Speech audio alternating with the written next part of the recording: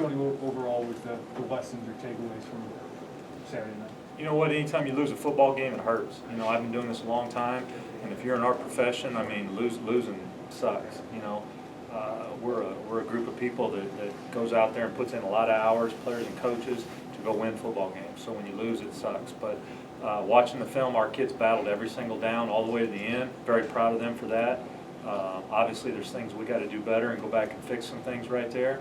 And from an offensive standpoint, anytime we come up short, you know, we feel like our job, no matter what the score is to always score one more point than what the defense gives up. And we didn't get that done in the game, and we got to go back and fix some things and make sure that doesn't happen again.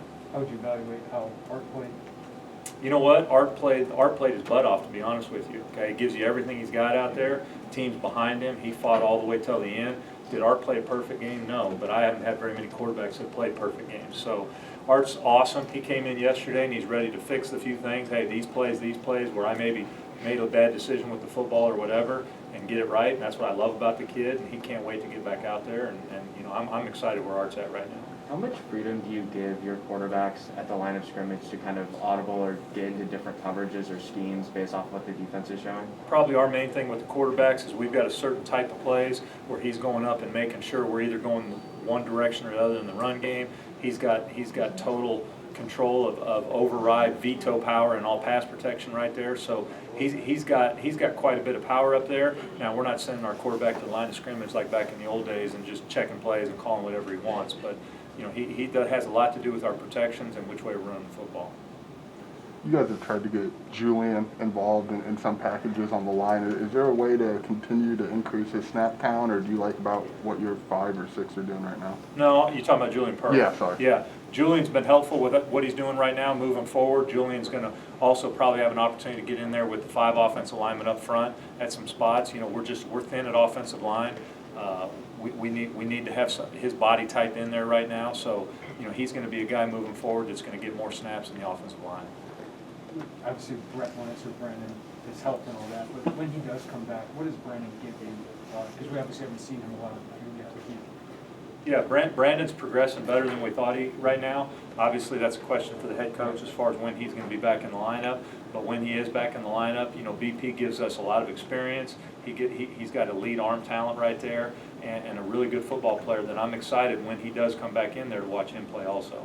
Tony, when you script however many plays you do early in the game, like how cognizant are you of just trying to get guys confident, especially at quarterback and certain other skill position players, and get them some confidence early on to get that momentum? Yeah, you know, early in the game, we're trying to script plays that give us a chance, what we kind of call the, you know, different looks for the defense. We're trying to get the quarterback's confidence, get him started, get the ball in certain people's hands. Obviously, in this game, you know, we didn't start the way we wanted to offensively on the first 4 drives, and that's on us. We got to get that fixed, especially as coaches. That's on me.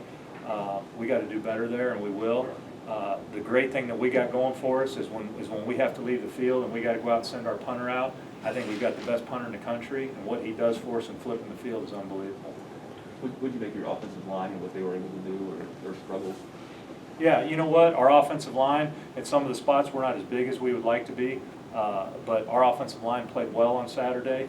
Obviously, they're like the quarterback. They could have played better. You know, we had no sacks, but we did have some hits on the quarterback that we got to clean up and keep the quarterback more clean in the pocket right there. But overall, I thought our offensive line played good. What do you think about Daniel Barker?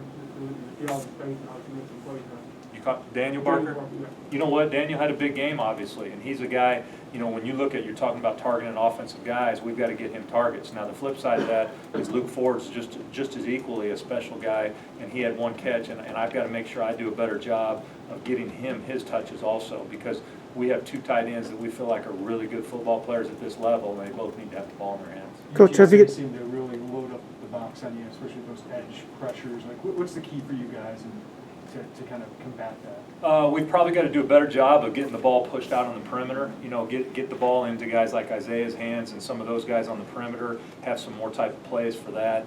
And then we've got to do a better job executing on the one-on-ones on the sideline. You know, they were fortunate, and they had some big plays offensively for them on the sideline, and we had a couple misses right there. And you hit a few of those plays on the sideline, the one-on-one matchups, it totally changes how the defense can play right there. So, you know, we've got to do a better job of pitching and catching on that, and also do a better job from a coaching standpoint of getting the ball out on the perimeter in those type of situations. Coach, have you got a chance to see the Virginia game against William and Mary yet, and what'd you see from their defense if you've watched that tape? You know what? I think at the end of the day, Virginia's probably going to have one of the top 3 or 4 defenses that we play. They're very experienced. They're unique. They're kind of a 3-3-5, 3-4-3, 3-4-4 type of a defense. You know, they're good up front. I think that's the strong part of their defense, their D-line. Their linebackers are long. You know, I remember playing them back in the day when I was in the Big Ten, and they're one of the longer teams I've ever played. You know, they got a lot of length. They recruit long, tall people. Their linebackers are big and long. Their DBs, other than one, they're all over 6 feet. They can run. I mean, they do a good job on defense. Tony, how do you assess the running backs? I know Mike didn't finish the game, but him and Reggie in particular, and then the debut of Josh McCray. Well, I mean, I'll start with the running backs. You ask about it, and I say it's awesome when we had what we thought 5 guys that we could play Big Ten football games with to start the year, because running backs don't always last a lot. You know, they get dinged up. They got to go down for a game or 2. Like right now, Mike got dinged a little bit in the game and had to come out. We had already planned on playing Josh.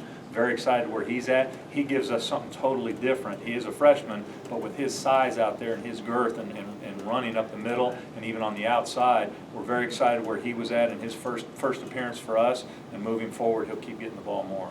On that same note, how important is it for you to get Chase Brown and Chase Hayden? I guess Chase Hayden was going to do it, but more importantly, how important is it to get Chase Brown healthy?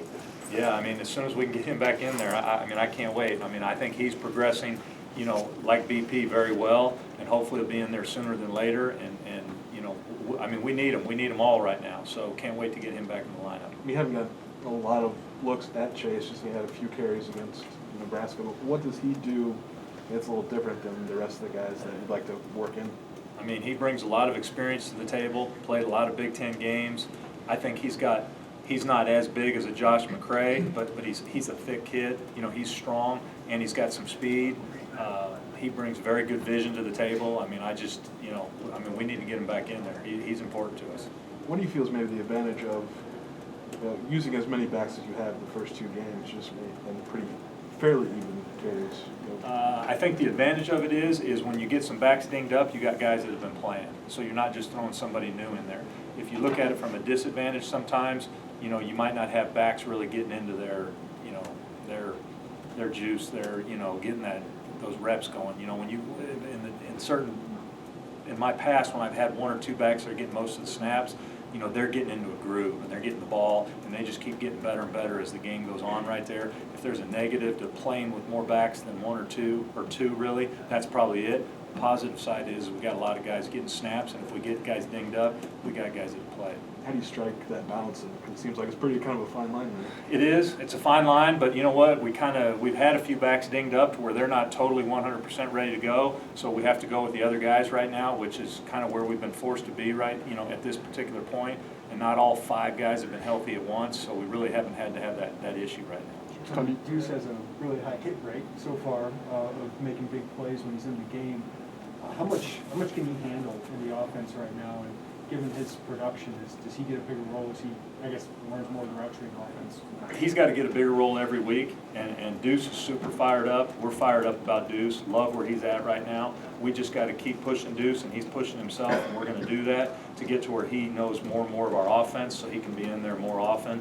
Which the more we've got him in the football game, the better off we are. He's a long, athletic, extremely fast person, and that's what you want out there. Is it similar to Isaiah with him understanding a little bit of the offense? It makes the transition easier, or how has he kind of progressed? He's moved over later than Isaiah did.